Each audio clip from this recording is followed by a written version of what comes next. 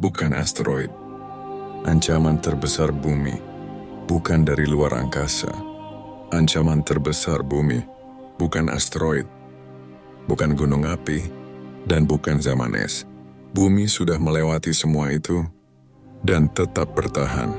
Namun kali ini ancamannya berbeda, bukan datang dari langit, tapi lahir dari bumi itu sendiri. Manusia, tanpa ledakan, tanpa peringatan, kita merusak perlahan. Hutan menghilang, laut tercemar, es mencair lebih cepat dari seharusnya. Bumi sebenarnya tidak sekarat, ia akan tetap berputar, meskipun tanpa manusia. Yang benar-benar terancam, bukan planet ini, tapi manusia itu sendiri. Pertanyaannya sekarang, apakah manusia akan berubah menjadi penyelamat bumi, atau tetap menjadi ancaman terbesarnya?